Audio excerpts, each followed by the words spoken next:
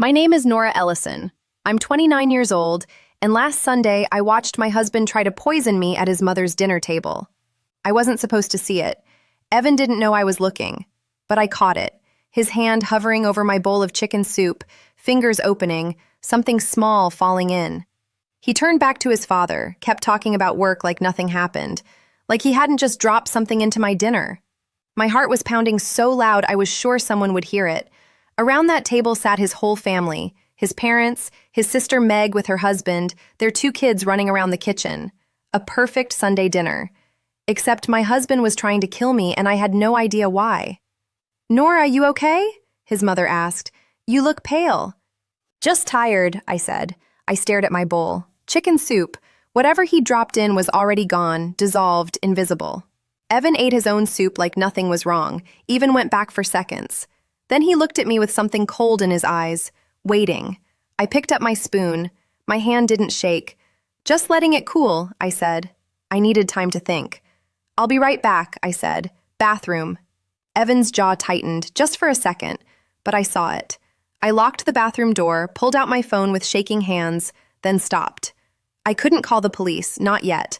I had no proof, just my own eyes and a feeling in my chest like ice. I needed to be smarter than this. I needed to catch him. I stared at myself in the mirror. Think, Nora. Evan had been off for weeks. Late nights, password changes, calls taken out in the garage. I'd noticed, but told myself it was a surprise for our anniversary. I wanted to believe that. Now I knew better. When I came back to the table, everyone was wrapped up in normal conversation. Meg's kids, school plays, soccer. My bowl sat exactly where I'd left it. Evan glanced at it, then at me. I picked up my spoon and I waited for my moment. It came fast. Evan's mother got up to check on the pie. Meg turned to help her kids. Evan looked down at his phone for just a second.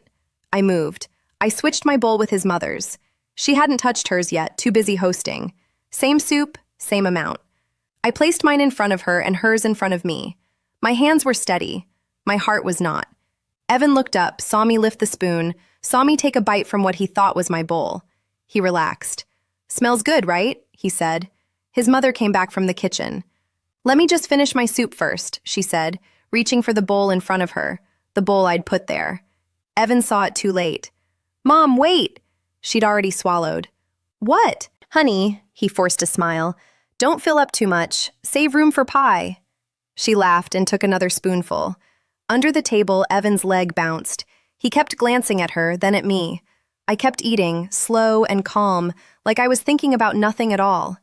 I checked my watch. 6:42. His mother finished half her bowl and set down her spoon. 1 minute passed. 2. Evan was watching her without trying to look like he was watching her. 3 minutes. She reached for her water. Her hand trembled. "Is it warm in here?" His father shook his head. "Feels fine to me." 4 minutes. She pressed her hand to her chest. "I feel a little strange." Evan was on his feet before anyone else moved. 5 minutes. She gripped the table's edge. Her face went pale. Meg jumped up. His father pushed back his chair. 6 minutes. She tried to stand. Her legs gave out. Evan caught her. "Call 911!" he shouted. I sat completely still, watching his face, not hers. The fear in his eyes wasn't grief. It wasn't love. It was panic that things had gone wrong. The ambulance came in 12 minutes.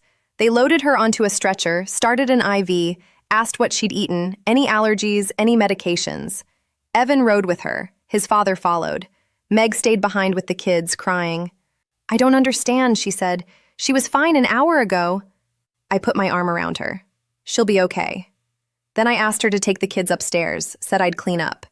The moment she was gone, I moved again. I found plastic bags in the kitchen, gloves under the sink. I poured the remaining soup from his mother's bowl into a container, sealed it, bagged the bowl and spoon, did the same with my original bowl. I hid everything in my purse. Then I called someone I hadn't spoken to in 2 years, my brother Wesley. He worked in a medical lab. "Nora?" He sounded surprised. "I need your help right now. Don't ask questions yet." He was there in 30 minutes. I met him outside, handed him the containers, kept my voice steady. "Test these, everything you can find. Toxicology, chemical analysis, all of it." He looked at the bags, then at me. "Nora, what happened?" "24 hours," I said. "Please." He left. I went back inside and cleaned the kitchen until it looked like a normal Sunday. Evan came home at 3 o'clock in the morning. He looked exhausted, shaken. He sat next to me on the couch and put his head in his hands. "They think it might be her heart," he said. "They're keeping her overnight." I watched him carefully. He was good, really good. If I hadn't seen what I'd seen, I would have believed every word. "I need to tell you something," he said. My chest tightened. "I've been under a lot of stress, work stuff, money problems. I didn't want to worry you." He squeezed my hand. "I made some bad investments. We're in debt, Nora. Serious debt. About $200,000. I kept my face neutral. "How much?" "We'll figure it out together," he said. "Seeing my mom tonight, it made me realize life's too short." He hugged me. I let him. Over his shoulder, I stared at the wall because I knew what he wasn't saying. $200,000 in debt. And 6 months ago, he'd taken out a life insurance policy on me. $500,000. He'd called it smart planning. I'd signed without thinking twice. Now I understood. He wasn't trying to fix the debt. He was trying to collect. The next morning, Evan went to the hospital early. The moment he left, I went through his office, his files, his computer. I found the insurance policy, read the fine print carefully. Accidental death clause, double payout, $1 million. I found bank statements, gambling debts, threatening emails from loan sharks. My phone rang. "Nora, I got preliminary results," Wesley said. He paused. "There's digitalis in the soup, a very high concentration." My blood went cold. "What does that do?" "It's a heart medication. In large doses, it causes cardiac arrest. The level I found wasn't accidental. Someone put this there on purpose. This could have killed someone." I closed my eyes. "Send me the full report." "You need to go to the police, Nora." "I will," I said, "soon." But I needed one more thing. I needed him to lead me to the source. Evan texted me an hour later. His mother was being released that afternoon. Could I pick up her prescriptions? I stared at the message. He wanted me to get her medications. I understood immediately. That's where he'd gotten the digitalis. His mother had a heart condition. He'd been stealing her pills, crushing them, adding them to my food. And now he wanted me to refill the supply. I picked up the prescriptions, brought them to the house. His mother was resting on the couch, still pale but alive. She thanked me softly. Evan appeared from the kitchen. "Thanks, honey." He took the bag. Our eyes met for a second. "I'll put these away." He went upstairs. I waited 30 seconds, then followed quietly. The medicine cabinet was in the upstairs bathroom. I stood in the hallway and listened. I heard bottles being moved, counted. Then a different sound, the grinding of something small and hard. He was already making more. I pulled out my phone, started recording. Then I pushed the door open. Evan spun around. In his hand was a mortar and pestle, white powder inside. His mother's pills scattered across the counter. We stared at each other. "What are you doing?" I asked. "Organizing her medications." His voice was perfectly calm. "Some of them are hard for her to swallow." "I crush them. That's not what you're doing." Something shifted in his expression. The warmth drained out completely. "I know what you did," he said quietly. "You switched the bowls. You put digitalis in my soup, but I switched the bowls and your mother ate it instead. I had it tested, Evan.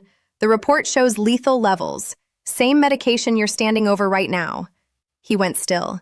"I have the soup, I have the lab results, I have this recording." I held up my phone. "And I have your insurance documents, your bank statements, the loan shark threats, all of it." He looked at the phone, then at me. His voice dropped. "You're smarter than I thought. Not smart enough to marry, though." He took a step toward me. "The recording is just audio, could be anyone, could be faked. And the soup, you took it from the scene. Any lawyer would destroy that." He was right, and he knew I knew it. "But your mother's hospital records will show digitalis poisoning," I said. "And when they test these bottles, they'll find your fingerprints." His face hardened. "Then I need to fix this before that happens." He moved fast, grabbed my wrist, twisted. My phone hit the floor. He shoved me back into the wall, and his hands went to my throat. "You should have just eaten the soup," he said. Black spots crowded the edges of my vision. Then a voice from the doorway. "Evan, what are you doing?" His mother. His hands went slack. I gasped. She stood in the doorway staring at him, at the pills, at my phone still recording on the floor. Her face was white. "I heard everything," she whispered. "You tried to kill her, your own wife." "Mom, please. You poisoned me instead." Her voice broke. "It was an accident. Get out of my house." His father appeared behind her. He'd heard it all. Evan looked at all of us, cornered, and then he ran. Down the stairs, out the front door, gone. His father called the police. I picked up my phone from the floor, still recording. I had everything. The police arrived in 8 minutes.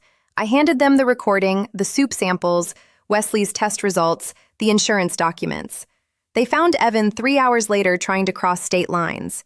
He was arrested, charged with attempted murder, 2 counts. The trial lasted 5 months.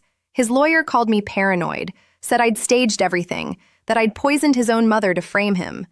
But the evidence was overwhelming. The digitalis in the soup matched his mother's prescription exactly.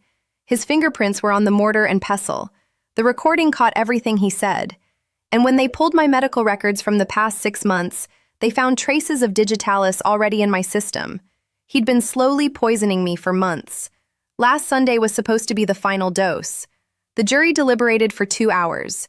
Guilty on all counts, 25 years to life. I sat in that courtroom and watched them take him away. He looked at me once. No remorse, just cold fury that I'd outsmarted him. His mother found me after the sentencing. She hugged me and said, "I'm sorry, I should have seen it." "You couldn't have known," I told her. "Thank you for saving my life." "You saved mine," I said. "If you hadn't walked in when you did." I didn't finish. I didn't need to. That was a year ago. I'm in a new city now, new job, new life. I don't trust easily, probably never will again, but I'm alive. And sometimes, late at night, I think about that dinner, about the exact moment I saw his hand move over my bowl, about the split second I decided to stay quiet instead of panic, to be smarter than him. Some people say I should have called the police right then. Maybe they're right, but I needed proof. And I got it. That's what kept me alive. Not luck, not chance, one decision.